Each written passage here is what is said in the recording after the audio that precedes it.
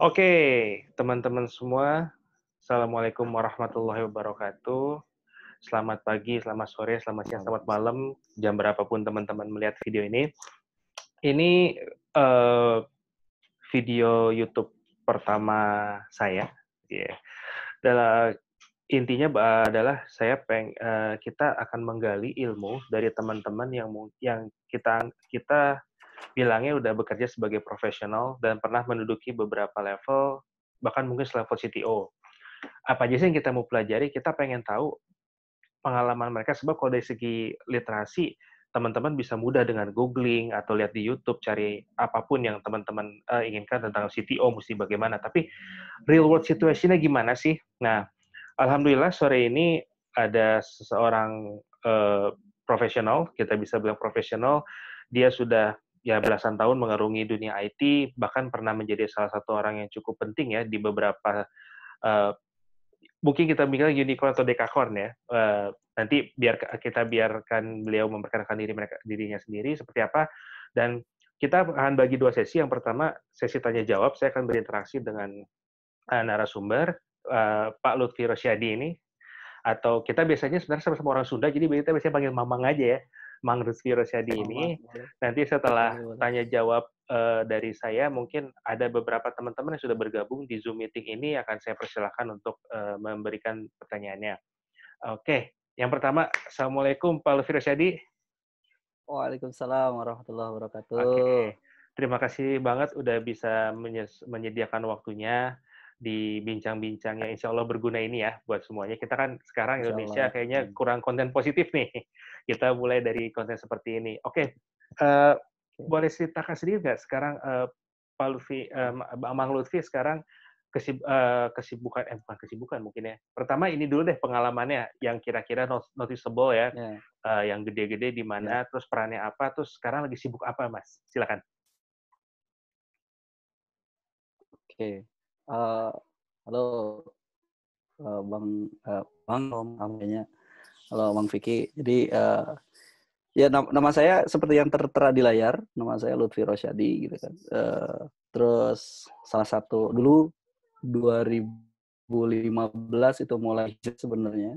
Dari 2013 mulai hijrah ke Jogja sampai akhirnya terdampar di perusahaan unicorn dulu, unicorn mungkin pertama di Indonesia gitu kan, itu as a head of engineering sebenarnya.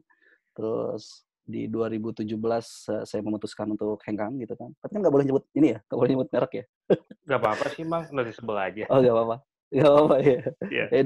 2015 sampai 2017 itu ada di Gojek gitu, di head of engineeringnya Gojek, sampai akhirnya memutuskan untuk tidak melanjutkan karir di Gojek dan membangun perusahaan bersama VP of Product-nya Gojek waktu itu, Almanda Shantika namanya.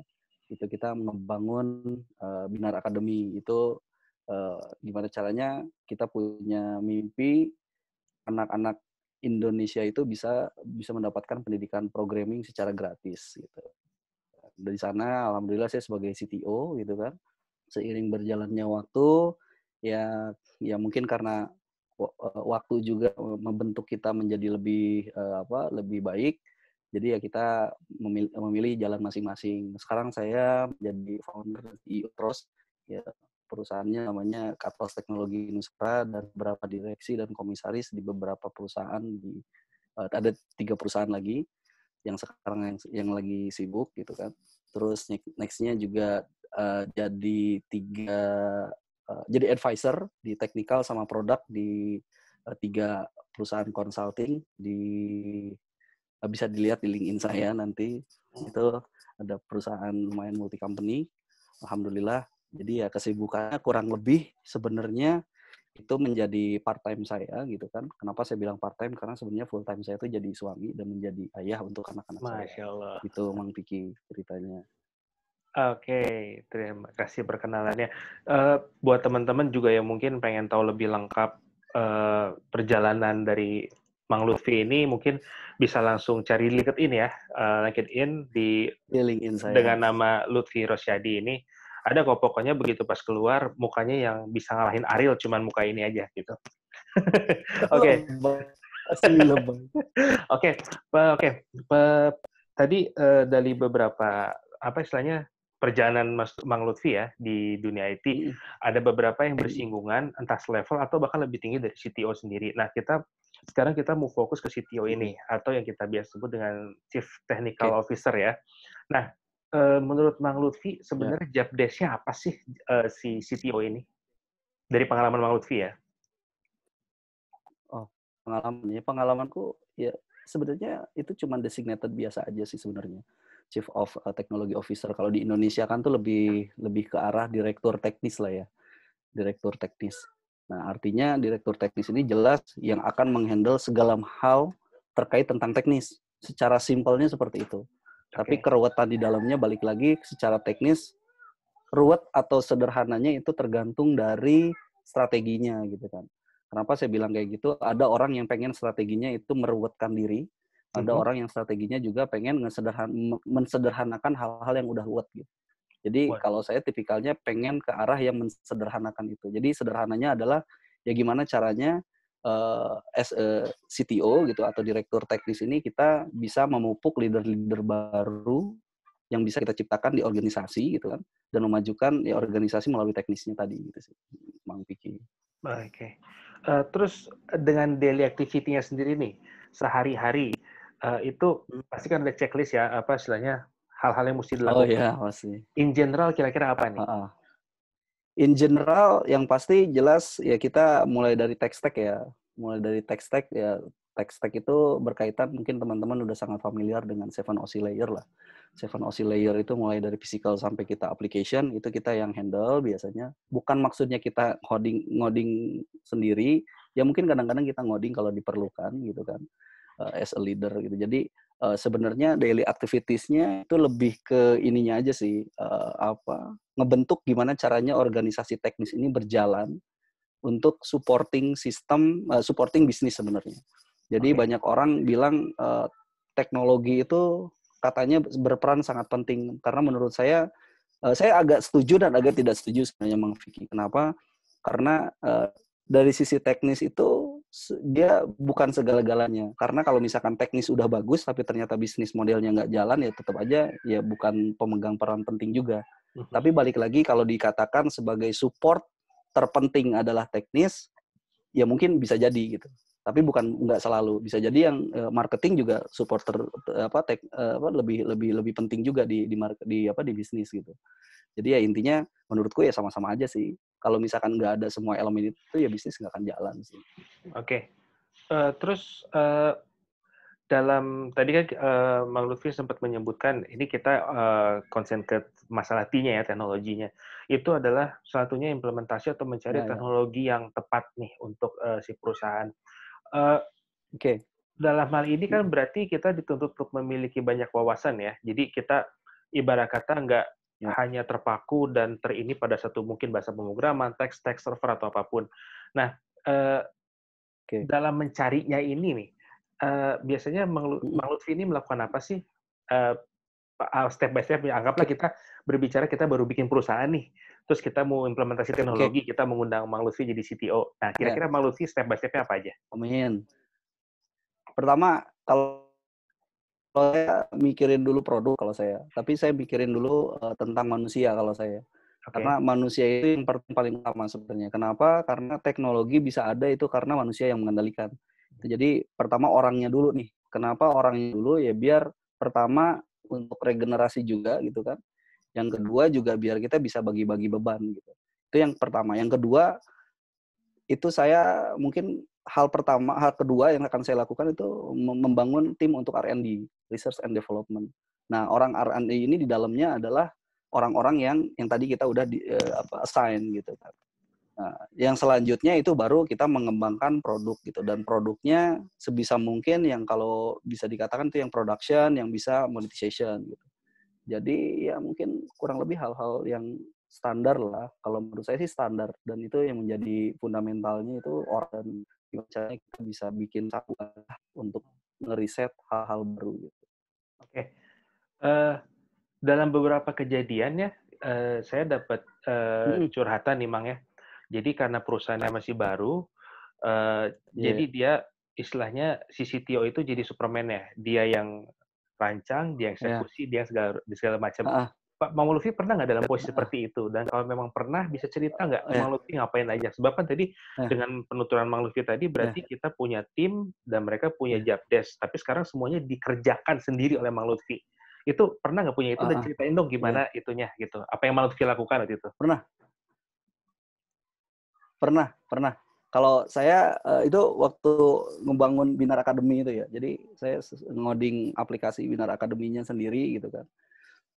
Tapi semua itu ya balik lagi gini ya, yang namanya leader itu kan nggak bahkan menjadi percuma ketika ya nggak ada yang ngeregenerasi gitu. Jadi leader itu it's all about, creating another leader gitu. Mhm. Jadi waktu itu ketika saya ngerjain sendiri, ya sebenarnya lancar-lancar aja, nggak ada masalah gitu. Tapi balik lagi sebagai, in the top level management pasti banyak hal juga yang kita menjadi apa ya, prioritas kita secara bisnis gitu. Karena biasanya di top level itu biasanya kita ngurusin hal-hal bisnis yang lainnya juga. Nah, biasanya kalau kayak gitu ya kita sebisa mungkin ya tadi, yang pertama adalah people-nya, manusianya itu ya kita didik gitu.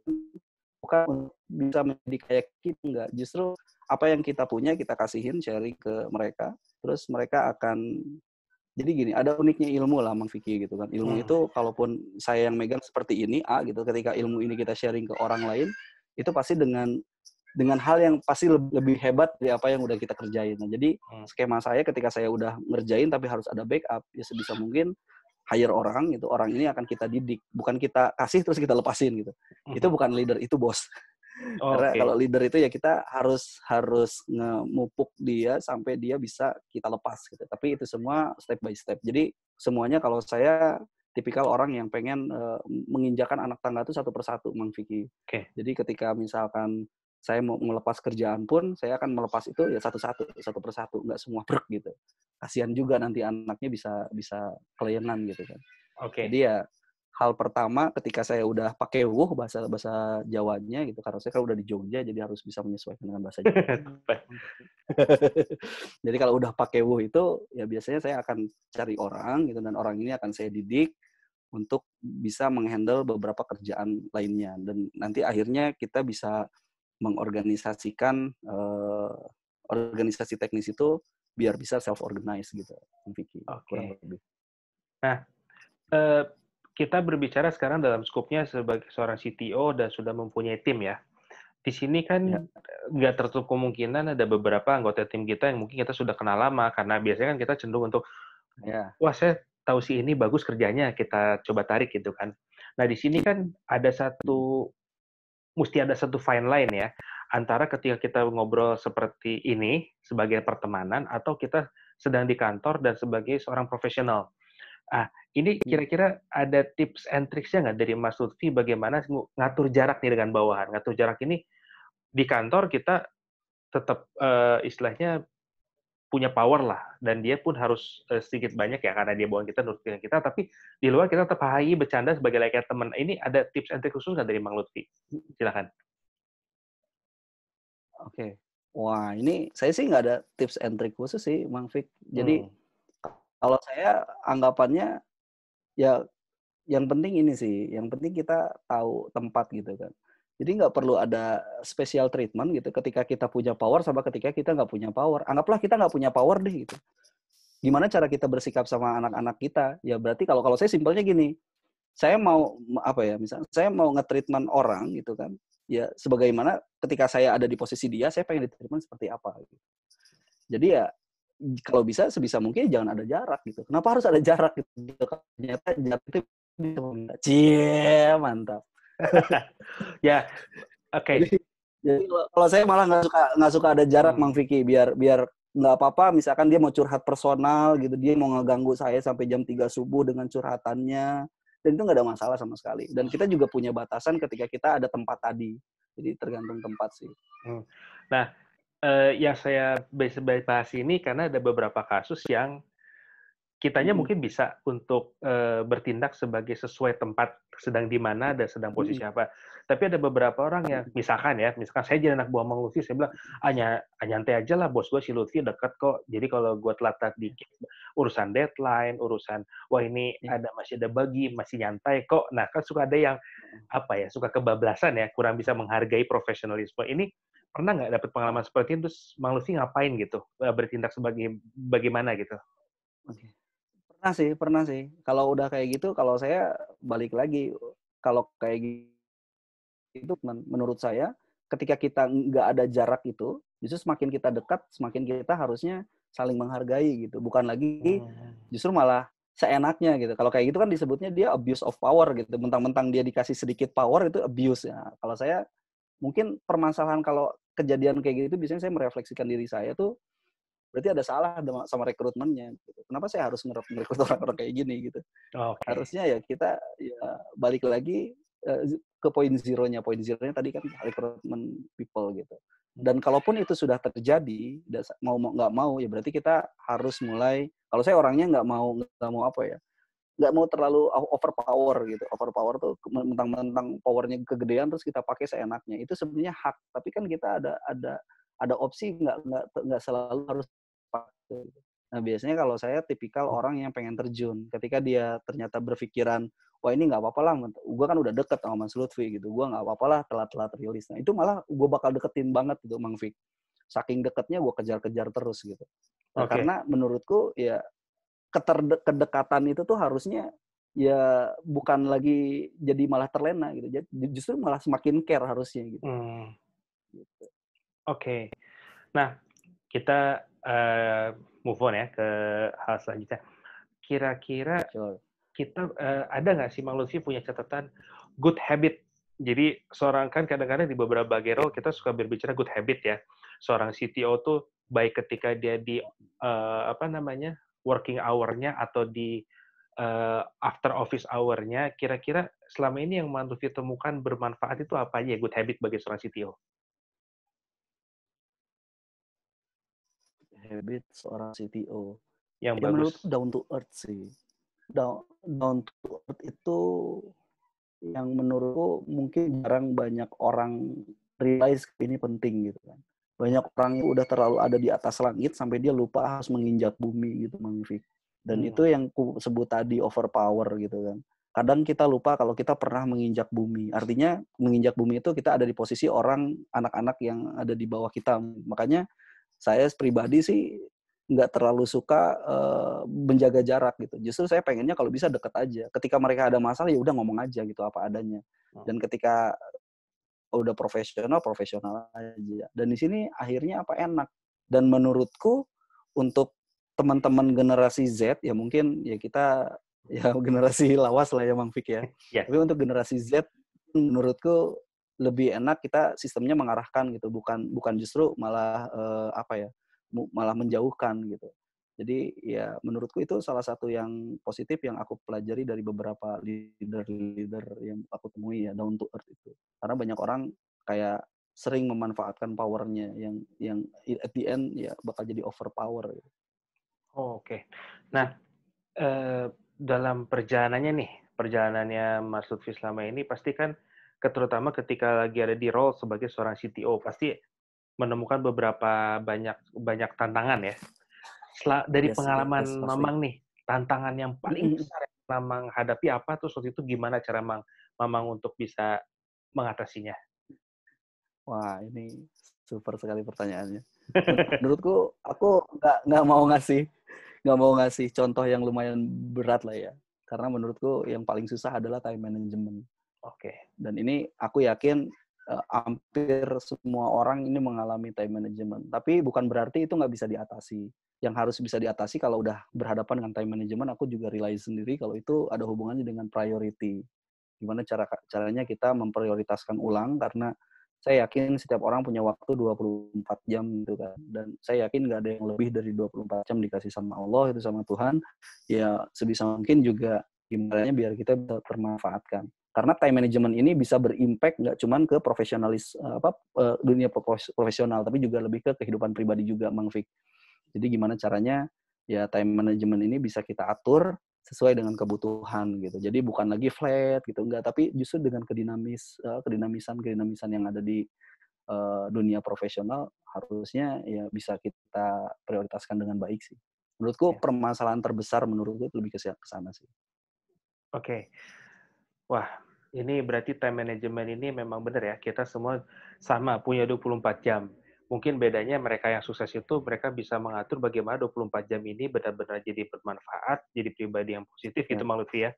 Sedangkan mungkin yang mereka-mereka yang betul, mungkin betul. sekarang masih so-so atau mungkin gagal adalah mereka yang belum bisa memanfaatkan 24 jamnya yang dengan sebaik-baiknya ya. Masuk akal juga sebab mau kita, mau Bill Gates, mau siapa sebutin lagi orang-orang sukses di sana juga tetap aja punya 24 jam Bang Lutfi ya. Nggak ada bedanya. Tidak Betul. ada yang punya extra Tapi hour. saya agak agak kurang setuju dengan orang-orang gagal, Mang Fik. Karena Oh, saya oke. percaya nggak ada orang yang gagal, Mang Fik. Nggak Nah, ada orang menarik, yang menarik, gagal. menarik. Yang ada itu orang yang berproses kalau menurut saya. Jadi saya nggak pernah Oke. beranggapan ada orang itu gagal. Yang ada dia sedang berproses menuju untuk bisa lebih sukses. Dan sukses itu jadinya progresif gitu. Nggak Oke. dengan pasar tertentu gitu. Oke. Jadi saya nggak sepakat dengan hal yang gagal. Maaf ya Bang Fik ya, Nggak apa-apa, Jongin. nggak apa-apa. Justru ini sebuah wacana baru.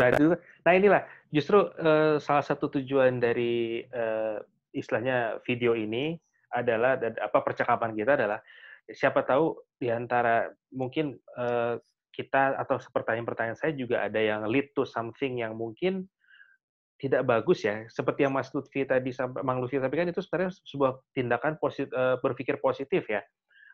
Semua orang tuh memang tidak ada yang gagal, hanya saja mungkin dia berproses, masih berproses. Setuju sekali, setuju sekali. Terima Yes. kasih buat masukannya. Nah, terus ini Mang, ada pertanyaan yang cukup banyak sekali orang yang nanya.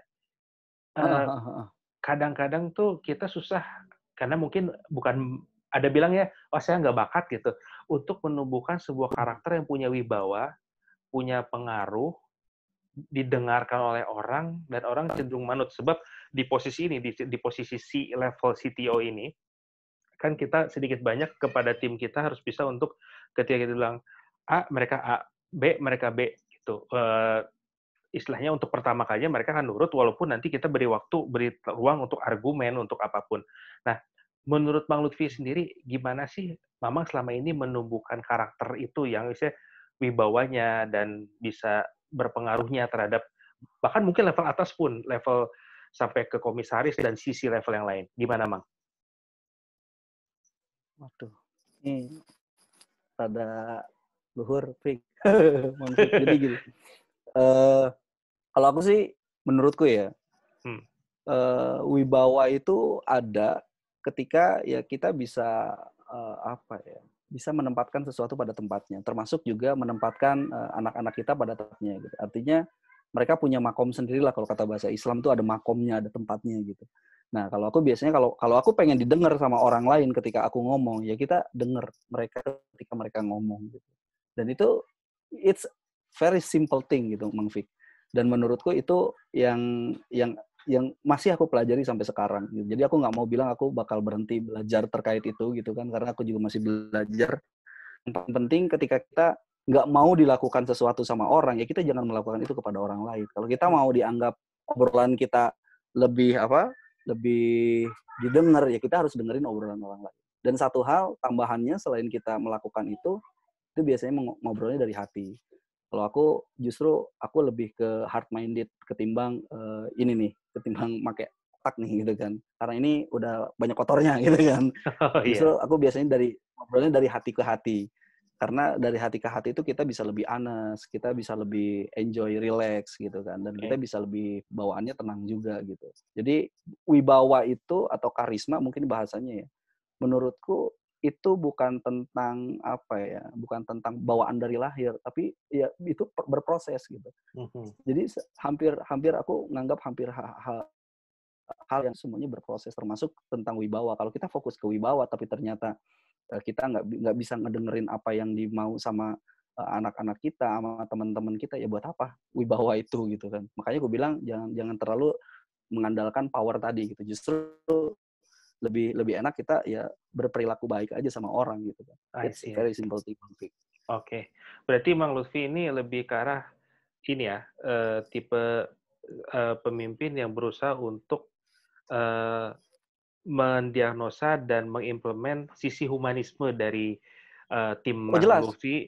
Jadi, jelas. apapun itu bisa terbentuk mungkin as natural as we can ya, sama kayak kita berteman kan, lama-lama kita berteman sama 10.000 Iya, orang, 1.000.000 orang, tapi lama-lama yang jadi sahabat baik iya, kita mungkin nggak sebanyak itu kan, karena karena apa, betul. interaksi kita, oke.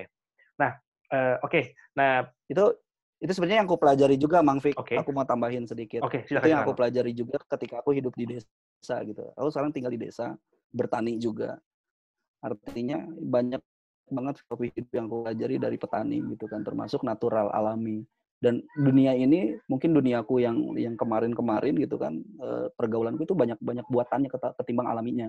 Yang akhirnya Mmm, aku nggak nyaman gitu. Kenapa nggak kita to be natural gitu kan?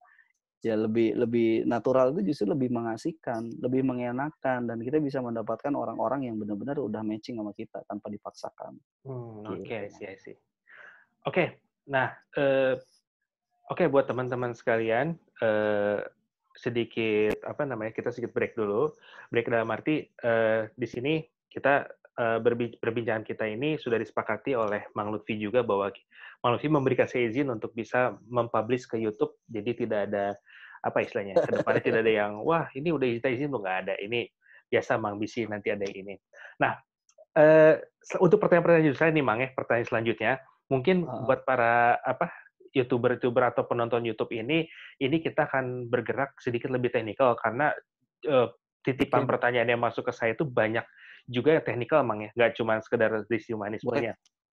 Ah, yang pertama kali saya akan tanyakan, adalah ketika Mamang ditunjuk sebagai anggaplah hari ini saya punya Mhm, perusahaan nih, terus Mang Lutfi gabung jadi CTO mhm, saya punya bisnis A. mhm. Itu, secara teknikal yang pertama kali Mang Lutfi akan bikin research atau apa sih gitu? Secara teknikal ya, bener-bener teknikal.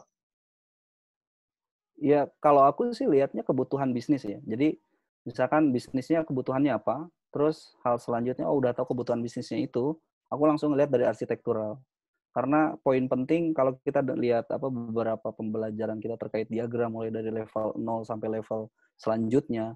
Nah, hal-hal seperti itu dulu yang harus kita duluin sebenarnya gitu. Walaupun banyak orang yang ya mungkin itu aku juga melakukan hal yang sama dulu gitu kan. Barbar mode on, yang penting jalan dulu kita ngoding bla bla bla bla bla bla. Iya. Ya benar, justru justru itu sebenarnya menjebak gitu. Menjebaknya apa?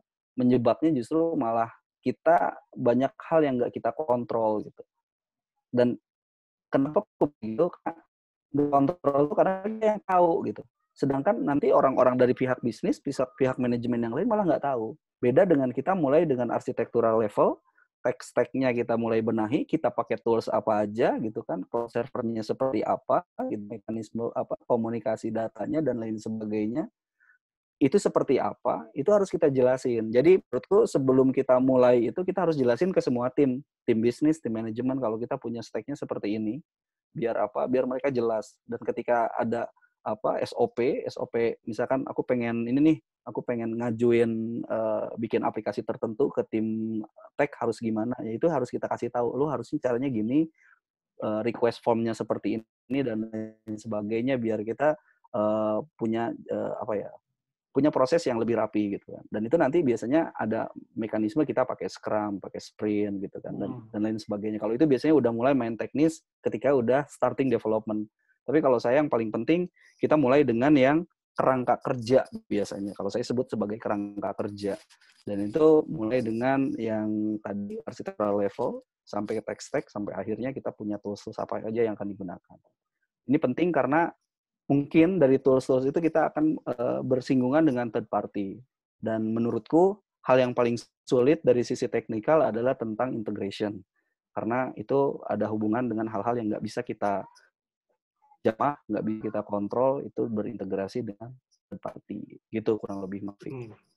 Oke. Nah, kita tidak menutup kemungkinan ya ketika kita start awal nih di sebuah company kemudian mengundang seorang CTO untuk melengkapi teknologinya, mmm, ya kita sebut aja perusahaan punya teman gitu ya, teman masih modalnya bener-bener full dia di offline-nya, di online ini dia baru mau nyentuh karena kebetulan ada kebutuhan. Eee, apakah Mas Lutfi akan langsung mulai dengan arsitektural yang cukup fancy, misalkan dengan microservice arsitektural dengan SOA, atau kita main monolitik dulu aja deh. Nanti kita kalau itu grow, baru kita Ya, kembangin. it's actually depends menurutku. Jadi balik lagi depends on the needs atau requirement-nya. Kenapa aku bilang semuanya depends? Karena aku itu nggak ada patokan ukuran yang baku gitu. Jadi kalaupun misalkan ternyata secara budget juga memang sangat kecil gitu kan, ya kenapa enggak dengan monolitik gitu kan. Tapi ketika misalkan antara monolitik dengan yang misalkan SOA atau misalkan arsitektur lainnya mau diimplementasi, ya yang penting kita kasih tahu. Karena kebiasaan saya ketika saya menjadi advisor pun yang kita akan kasih adalah opsi gitu. Dan opsi ini selalu akan berbarengan dengan rekomendasi. Rekomendasi opsi ini berdasarkan kebutuhan bla bla bla bla bla bla. So my point is ketika kita misalkan ngelihat permasalahan di di pembuatan aplikasinya itu ternyata bukan arsitektural, ya udah jangan terlalu terfokus kepada arsitektural gitu. Karena arsitektur bisa jadi terimplementasikan, bisa jadi enggak gitu. Atau bisa jadi cuman kayak ultimate goal-nya aja gitu. Karena biasanya kan kita udah punya roadmap nih, Mang Fik. Biasanya misalkan, oh ini produk roadmap-nya versi 1, 2, 3 seperti ini. Nah, itu kan nggak harus perfect gitu. Karena aku bukan orang yang perfeksionis juga dan semuanya jadi bersifat progresif juga gitu kan. Jadi ya begitu juga dengan arsitek. Arsitektural juga tech arsitek ya berhubungan dengan ya progresifnya tadi. Kecuali kita memang udah nge-planning ini bakal seperti ini. Walaupun implementasinya kita akan mulai dengan yang sederhana gitu kan. As simple as possible. Oke. Kita masih dalam rangka pembuatan perapihan teknologi sebuah perusahaan karena perusahaannya baru berdiri ya. Ternyata banyak yang berada di situ soalnya. Kalau udah jalan kayaknya nggak tahu ini. TDD atau tidak TDD? I think TDD. Oke. Tapi pernah nggak Mas Lutfi berjalan dengan kita jalan dulu deh TDD-nya belakangan gitu kan, karena banyak orang yang ngerasa, terutama orang yang belum pernah merasakan kesusahannya karena tidak berusaha untuk tertib gitu ya secara development life cycle yang mana ketika pakai TDD tes dulu. Ya oke, boleh ceritakan nggak gini, apa buruknya kalau kita tidak TDD, mungkin ada plus minusnya atau apa, silakan. Aku sih kalau aku mau rekomendasiin orang, aku selalu bilang itu TDD. Tapi dalam kenyataannya itu bukan bukan best option juga buat orang gitu kan. Karena TDD itu pasti akan makan waktu. Aku pernah cerita mungkin beberapa tahun lalu sama Mang Vicky lah, out of the box. Jadi kalau misalkan kita ngomongin TDD itu kan testing, antara pembuatan testing dengan pembuatan fitur itu bisa jadi 2,5 kali lipat dari pembuatan fitur testingnya gitu kan. Artinya memakan waktu lebih banyak gitu kan. Nah, itu bisa kejadian ketika kita memang pertama secara timeline agak longgar gitu, atau sudah terplanning, bukan agak longgar, sudah terplanning ini bakal panjang misalkan timelinenya. Itu yang pertama. Yang kedua, secara cost development juga sudah tercover gitu, sudah terplanning, itu pokoknya benar-benar udah perfect lah gitu. Itu bisa terimplementasi TDD itu. Tapi balik lagi. Nah, ini sebenarnya yang common ini yang common implementation. Kenapa? Ya karena balik lagi, orang Indonesia itu kan pengennya cepat, murah gitu kan. Dan kalau bisa nggak ribet gitu. Nah, kalau udah kayak gitu, ya mau nggak mau effortnya ada di BDD. Tapi plus minusnya kalau kita pakai TDD, itu enaknya kita akan mulai terbiasa, mindset-nya adalah ngetes sesuatu sebelum kita mulai. Atau kita sudah memikirkan skenario-skenario awal. Enaknya di situ.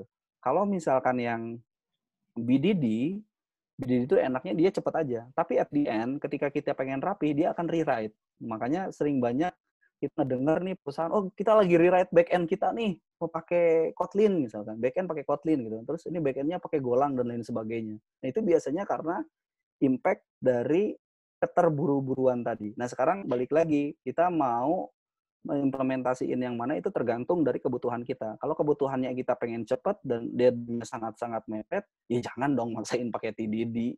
Yang ada ntar dikeplakin sama orang bisnis. Ini kapan nih rilis? Kapan rilis gitu kan. Oke. Ini cerita-ceritanya cukup menarik ya, karena banyak ternyata yang bertanya itu justru bukan dari yang well established, tapi mereka yang baru mulai dan modal terbatas tampaknya. Jadi salah satu pertimbangan contoh Oh adalah iya. untuk membangun, eee, apakah mobile app atau dengan PWA dulu? Nah, ini kan PWA salah satu ini ya, Ah, salah satu solusi buat mereka iya. yang mungkin perusahaannya belum bisa untuk meng-hire Ya. mobile atau mungkin CTO-nya bisa jadi dia belum cukup, merasa cukup nyaman dengan skill-nya di mobile. Hmm. Jadi dia bilang, "Mungkin kita coba pakai PWA dulu, sampai push notification bisa apa segala macam." Apakah ini sebuah langkah yang bijak atau cukup untuk anggaplah kita mau bikin MVP dulu nih, yang penting ada kelihatan, dari operasional sehari-hari si perusahaan udah bisa memakai teknologi gitu lah, layaknya seperti pakai mobile app. Menurut Bang Lutfi gimana nih? Oke, ini common issue juga ya, Fik ya. Tapi menurutku itu semua tuh bukan jadi gini, banyak banyak orang decision terkait teknis itu banyaknya berdasarkan wangsit. Aku jujur aja, wangsit dalam artian mungkin malamnya bertapa gitu, terus tiba-tiba wah dapat ilham, aku akan membuat aplikasi Android. Nah, menurutku itu pertama dengan cara gitu aja itu udah kesalahan ya. Oke Karena oke. menurutku semuanya udah harus data driven. Kalau kita ternyata belum punya data, kenapa aku bilang kayak gitu? Karena gini, customer itu kan kita udah punya customer segmentation, kita udah punya user siapa aja yang akan akses kita, misalkan udah punya datanya. Tapi kan kita nggak punya data, user-user kita tuh pakai aplikasi, misalkan katakanlah Android atau iOS, versi OS berapa? Terus kita tahu dari mana? Nah, biasanya semuanya itu orang untuk mendata, Mang Fik. Nah, salah satu untuk hal paling mudah untuk generate data adalah ketika kita menggunakan website. Mhm. Embuh itu mau nanti artinya mau pakai yang apa, yang PWA atau kayak gimana. Yang penting intinya adalah kita nge-generate data, kita mau pakai arahnya mau kemana. Kalau emang ternyata kebanyakan orang menggunakannya web gitu, maksudnya bukan HP gitu, bukan mobile phone, artinya ya kita akan lanjut dengan segmentasi pasar tadi. Dan kita akan perlahan-lahan mulai ngikutin, oh kalau misalkan dia mobile, eh, kecenderungan behavior-nya seperti ini. Yang artinya kita ntar udah mulai masuk ke area usability, Mang Fik. Karena Mhm. antara Android dengan iOS, mereka punya usability yang berbeda-beda. Jadi aku nggak bisa bilang ini harus pakai Android atau iOS, enggak. Yang harus bilang itu adalah data gitu. Mhm. Jadi kalau aku ditanya decision-nya pakai Android, datanya dari mana gitu.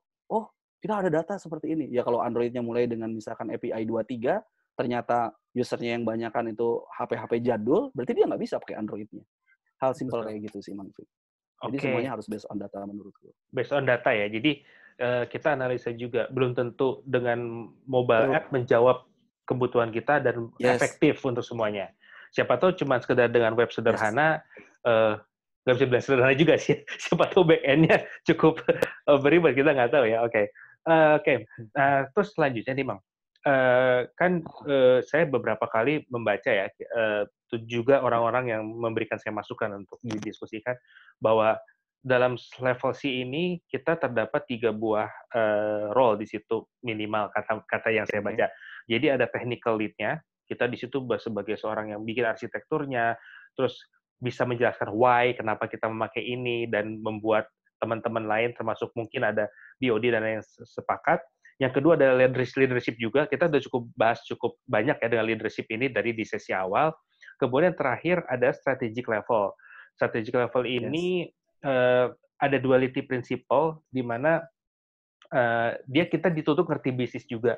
Yang saya mau tanya nih, sepanjang pengalaman Mas Lutfi, apakah pemahaman kita terhadap bisnis ini go with the flow? I mean karena kita udah sering berinteraksi dengan C-level yang lain atau bahkan mungkin dengan BOD, dengan chairman, kita jadi tahu, oh kita bisa suggest ini buat bisnis, atau kita harus meluangkan waktu sendiri untuk membaca-baca buku bisnis atau apa, atau campuran, atau seperti apa, Bang Lutfi? Silakan. Oke. Ini menarik ya bahasannya ya. Ini advance juga nih Mang Fik ini bikin pertanyaannya. Jadi kalau aku sih, ini aku ya pribadi ya, nggak tahu Ya, orang lain gitu ya. Kalau iya, aku iya, pribadi Bang sih, Lutfi, tentu saja. eh, kita meng, kita mengidentifikasi dulu tahapan gitu kan. Kalau aku menyadari tahapan kerjaanku mulai dari engineer pertama kali, berarti kan eksekutor gitu kan. Setelah engineer kita mungkin menjadi lead atau menjadi manager. Nah itu untuk manajerial level. Terus strategik. Nah sebenarnya kalau strategik yang dimaksud itu ya balik lagi, yaitu strategi. Strategi itu sesimpel gini loh. Kadang orang itu sangat mendewa-dewakan yang namanya teknologi. Padahal ya kita nggak perlulah mendewa-dewakan teknologi. Toh teknologi juga nggak bisa ngapa-ngapain kalau bisnisnya nggak jalan Betul. gitu kan. Nah banyak orang itu belum belum ngelihat mindset strategik di area sana. Artinya menurutku ya kita nggak perlu sebenarnya belajar terkait bisnis. Ya kita cuma perlu tipis-tipis aja ya, dengan apa yang mampu kayak bisnis kan nggak mungkin kita bikin projection gitu, bla bla bla, yang nggak mungkin juga sejauh itu misalkan. Yang penting secara strategik gimana caranya tim teknis kita itu benar-benar bisa menopang, nge-support semua hal terkait bisnis untuk kita bisa mencapai goal bersama-sama. Contoh paling sangat sederhana, Mang Vicky, ketika kita main bola deh. Main bola itu kan ada kiper, ada back, ya kan, ada penyerang, ada sayap dan lain sebagainya. Nah, itu semua kan sebenarnya mereka dengan satu tujuan, bikin gol gitu kan. Dan itu semua kalau misalkan mereka menggunakan ego masing-masing di lapangan ketimbang kita mendapatkan gol. Ya begitu juga dengan bisnis sebenarnya. Bisnis juga yang sebenarnya kita cuma menjadi support mereka, ya yang ada kita malah nggak dapat profit gitu kan. Kita malah ribut di dalam ketimbang kita dapat profit. Harusnya kita mendorong nge-support mereka tim bisnis itu untuk dapetin profit sebanyak-banyaknya. Nah, justru kadang hal-hal seperti ini menurutku dinamika tim ini yang harus kita yang PR juga gitu. Well, yang artinya sebagai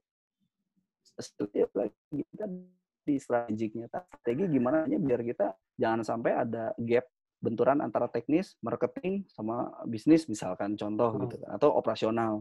Nah hal-hal kayak gitu yang harus kita komunikasikan gitu. Baik. Menarik sekali ya. Oke, saya juga ada satu titipan kasus nih. Kasusnya adalah, bukan kasus kesannya apa ya? Aduh. Jadi gini, ada satu atau beberapa kelompok orang yang ketika memulai, capital mereka cukup tinggi malah. Jadi ibarat kata kalau mereka pengen mereka bikin tim, uang mereka unlimited lah. Let's say entah dari fundingnya atau mereka dari fitur kapitalnya. Nah, apakah Mas Lutfi akan mengambil tindakan perlahan-lahan, jadi membangun segala sesuatu berdasarkan data, berdasarkan respon dari para pengguna kemana, atau bakal langsung buat yang wah, misalkan oke, kita bikin SOA, mobile app, bla bla bla, pakai Amazon, pakai caca, pakai yang udah canggih lah ya. Ya, itu pertanyaannya. Jadi apakah akan mulai perlahan-lahan, tetap grow sesuai yang bagus, atau langsung bikin edankeun gitu, masuk wah gitu. Budget unlimited. Pertanyaanku simpel, Mang Fik.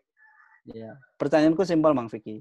Mang Vicky secara user gitu kan, lebih enak pakai aplikasi yang bagus tapi nggak ada usernya, atau aplikasi yang busuk tapi usernya sedunia sebagai user?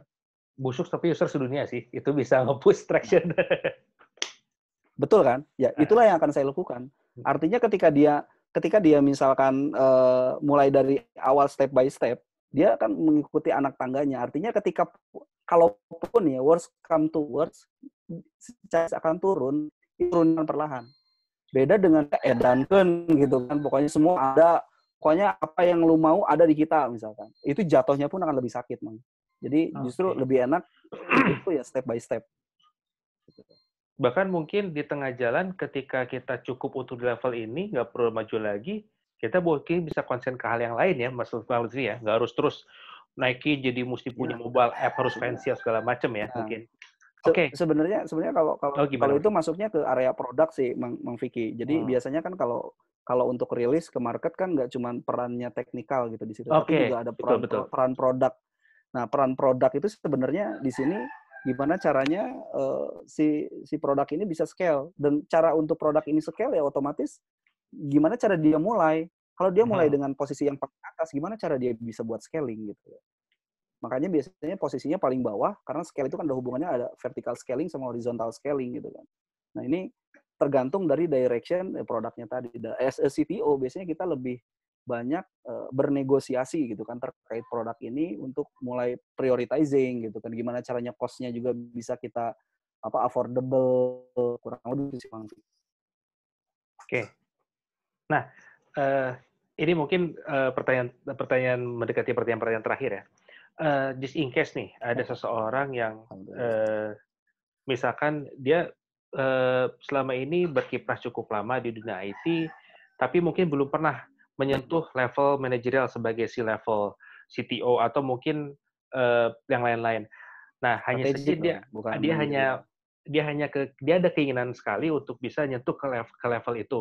Menurut Bang Luffy, dia bisa mulai dari mana Hah? sih? Strategik lah.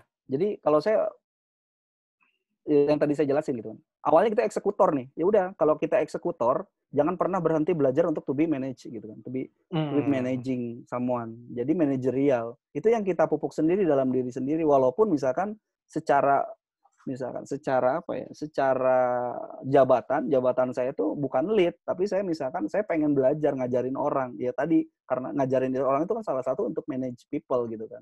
Udah manage ternyata kita pengen belajar yang strategik to BC level. Kita harus belajar strateginya. Artinya apa? Artinya sebenarnya menurutku tingkatan-tingkatan itu sebenarnya kita yang menentukan sendiri. Kita hmm. mau kita memapankan diri gitu. Apakah kita siap gitu kan menerima untuk strategik tadi? Ya kita memapankan diri. Gimana caranya? Ya jangan pernah berhenti belajar. Kalau kita berhenti belajar, itu kita mati gitu. Secara kreativitas. Baik, baik. Oke. Wah, nampaknya ini pembicaraan cukup ramai juga ya, cukup asik. Eh, eh, Oke, mungkin ini adalah satu pertanyaan terakhir ya, Bang Lutfi ya. Eh, Boleh, boleh. Satu pertanyaan terakhir. Mungkin entah Bang Lutfi mau angkat dari sisi teknikal atau mau dari sisi humanisme. Eh, Boleh. Menurut Bang Lutfi, apa saja sih yang kalau kita bisa bilang apa ya, diharamkanlah atau jangan sampai lu lakuin sebagai seorang CTO. Karena kan dari tadi kita selalu berbicara tentang rekomendasi sikap, rekomendasi apa yang harus kita lakukan. Tapi sekarang kita mau tanya di Bang Lutfi, dari pengalaman Bang Lutfi, apa yang tidak boleh atau diharamkan dari seorang CTO lakukan. Silakan Bang Lutfi. Apa ya, Bro ya? Susah banget kan pertanyaannya. Ada sih. Oke, Sebenarnya silakan. banyak hal, tapi yang mau aku highlight itu satu sih. Blaming sih, blaming each other. Itu nggak Blaming, menyelesaikan oke. masalah kawan-kawan sekalian. Jadi blaming each other itu nggak menyelesaikan masalah. As a CTO karena kita sangat tahu tentang teknis, ya kita akan kembali kepada makom kita, tempat kita sebagai orang teknis adalah problem solver, bukan Oke. blamer gitu. Jadi kita kembali ke ini aja ke poin basic atau fundamental kita sebagai orang teknis gitu. Bukan lagi menyalahkan, oh lu salah, ini lu salah, lu harus segini, lu yang salah. Nah, itu tuh Hmm. menurutku salah satu hal yang paling diharamkan sih menurutku di antara hal haram-haram yang lain. Wah, berarti masih banyak ya hal-hal lainnya. Mungkin kita nanti bisa lanjutkan di pembicaraan Iya jilid dong. 2. Lebih spesifik lagi. Oke, Bang Lutfi, Boleh, boleh. oke, akhir kata saya mengucapkan terima kasih banget nih atas waktunya. Kita bisa bincang-bincang cukup enak. Alhamdulillah. Oke, buat teman-teman Boleh, sekalian, boleh. mungkin teman-teman yang lain kalau ingin tahu lebih lanjut dengan Bang Lutfi, ngobrol lebih lanjut dengan Bang Lutfi, saya tidak akan membeberkan japriannya karena itu hak privasi beliau. Tapi teman-teman mungkin bisa berkoneksi secara profesional di LinkedIn ya. Kita punya jaringan yang cukup profesional dengan nama LinkedIn. Bisa cari Lutfi Rosyadi di LinkedIn itu. Cari aja sekali lagi tadi yang gantengnya ngalahin Ariel gitu. uh, Terakhir nih Mang, Lebay, lebay sekali. sebagai penutup Mang, Boleh. bisa nggak sambil memberikan Oke. penutup nih Mang ya, bisa nggak buat mereka yang sekarang masih istilahnya CTO wannabe, bermimpi pengen jadi Oke. CTO. Jadi sekalian Mang Lutfi Oke. tutup, bisa kasih bukan tips and trick apa ya, sekedar apa sih masukan dari Mang Lutfi untuk kita-kita yang lagi Nasihat lah ya. pengen ke sana. Nah, buah penasihat boleh silakan. Silakan Mang. Ya. Kalau saya sih karena saya yakin banyak banget lah dari kita yang sekarang ada ya generasi Z, generasi Y dan ini kan masuknya milenial gitu. Jadi maksud saya yang mau saya bilang adalah gimana caranya biar kita bisa menghargai proses ya teman-teman dan jangan dulu berfokus kepada hasil gitu dan nggak semua orang untuk ngeproses. Makanya kita mulai gimana caranya kita menapaki anak tangga satu persatu. Kita sangat sabar dengan proses itu. Ketika misalkan nanti achieve, ya sebenarnya rasanya biasa aja sih ketika kita jadi CTO, oh ya udah di CTO ya gini doang. Tapi balik lagi it's not about the end goal to be CTO gitu kan. Mhm. Tapi ya end goal kita adalah ya to be better than I am before gitu kan gitu. Kayak gitu. Oke. Oke, terima kasih Mas Lutfi. Oke, buat teman-teman sekalian yang sudah meluangkan waktu untuk menonton dari tadi, mungkin tadi pertanyaan terakhir, demikian adanya. Mohon maaf dengan segala kekurangan kelebihannya. Kekurangan adalah milik kita dan kelebihan dan kesempurnaan hanyalah milik Allah. Jika teman-teman tertarik untuk bertanya, selain mungkin LinkedIn Mas Lutfi tadi, mungkin bisa di komentar di video YouTube ini di bawah, nanti teman-teman bisa menyampaikan pertanyaannya. Insya Allah kalau saya ada kesempatan dan waktu untuk bisa menghubungi Mas Lutfi untuk kita tanya. Bang Lutfi, sekali lagi Boleh. terima kasih. Uh, Terima kasih banyak. Insya Allah mudah-mudahan jadi ilmu yang bermanfaat, jadi berkah buat semuanya. Ya. Oke, Amin ya selamat Allah. sore, selamat beraktivitas buat semuanya. Assalamualaikum warahmatullahi wabarakatuh. Waalaikumsalam warahmatullahi wabarakatuh.